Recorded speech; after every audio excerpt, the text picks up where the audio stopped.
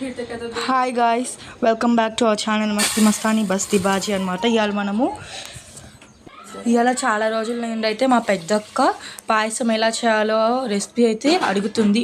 తను ఒక్కదానికి చెప్తే ఎలా మీ అందరికి కూడా తెలియాలి కదా, సో దట్ వై నేను మీకు చెప్తున్నాను.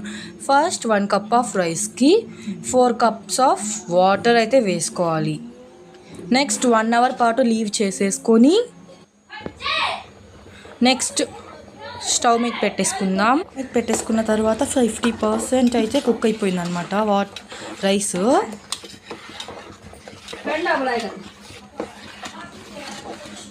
నెక్స్ట్ మనం అట్లా కలుపుకుంటూ ఉండాలన్నమాట ఒక 2 minutes వరకు.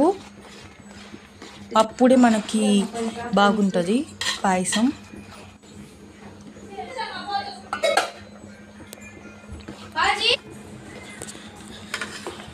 మనం అట్లా కలిపేసుకున్న తర్వాత నెక్స్ట్ కొంతసేపు ఆగిన తర్వాత ఒక 10 to 15 minutes పడుతుంది ఈ ప్రాసెస్.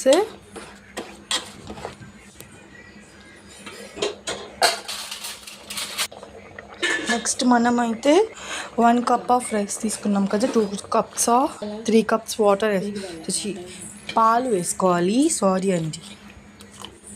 పాలు వేసుకున్న తర్వాత మళ్ళీ ఇంకొకసారి కలుపుకోవాలి అన్నమాట.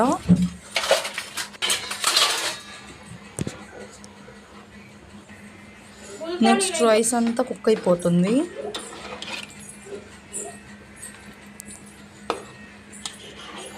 నెక్స్ట్ ఇంకా పాలు వేడెక్కిన తర్వాత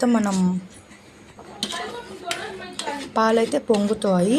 నెక్స్ట్ అప్పుడు మనం బెల్లం యాడ్ చేసుకోవాలి. నేను 1 కప్ అయితే యాడ్ చేసుకున్నాను. 1 కప్ అంటే 300 grams అన్నమాట. మనం ఈ బెల్లాన్ని అంతా కరిగించుకొని అన్నంలోకి మిక్సేటట్టు కలుపుకోవాలి. ఇప్పుడు ఈ బెల్లం అంతా కరిగేంత వరకు మనం బాగా స్టిర్ చేస్తూ ఉండాలి, మిక్స్ చేయాలి బాగా.